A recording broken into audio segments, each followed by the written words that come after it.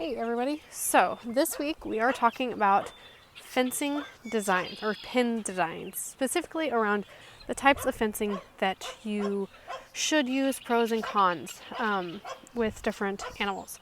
So what is the point of a fence? It is to assist you in management or keep something safe and protected. And a lot of times it's functioning in both ways. So, for example, behind me here, I've got my pen of, this is our chick pen. Its function is to keep the chicks safe and contained. One, for my management, so I can feed them a specific feed, but also so they're not running off and getting eaten. Like, that's the main reason. Until they are old enough to actually free range, if I do have one, because this is a fairly short fence, you'll see it's actually only about 4 foot tall. I will actually clip their wings so they cannot get out. Their wings grow back. By the time where they're ready to actually free range, they can fly away if they need to. So yeah, my dogs also have, 2 of them have a fence. We'll see if the wind will cooperate here. You can see her sitting on her boundary fence right back there. Why? Because they're cattle dogs. They are working dogs.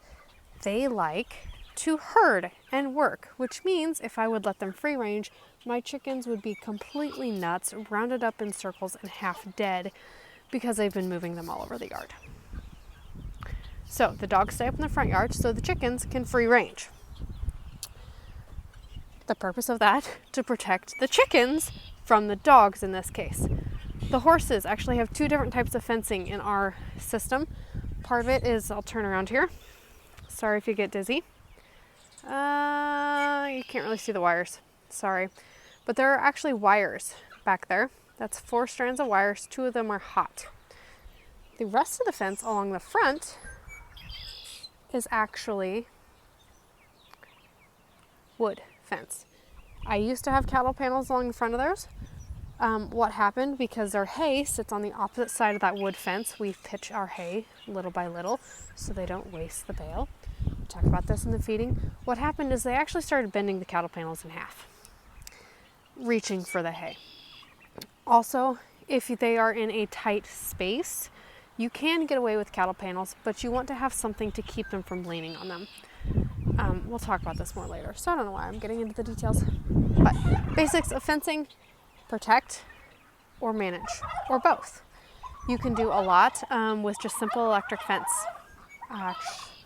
If you're doing portable fence like this winter out on that cornfield, back there was all in 1-strand electric wire. Last summer I had most of my property in 1-strand electric wire. Why? Because the horses didn't need more. They wasn't a high pressure situation. They respect the electric fence, so they're not going to go through it. And it allowed me to graze different areas of my yard easily, quickly. If I let them out, or they got out, or the kids forgot to shut the gate, it was easy to keep them contained. In the corn stalk situation, it's a very large area. There's about 100 cows out there, but it's 180 acres. It's a big area. They weren't ever pressed into a corner tightly where they were going to be putting pressure on that fence, if that makes sense.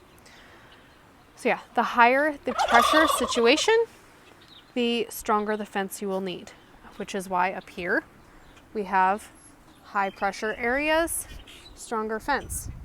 Out there, not as high pressure areas, sorry, my finger, weaker fence. Yeah, that's the basics of fencing. Keep what your needs are in mind, and we will go into more specific details with the different animals over the course of this week, so keep staying tuned.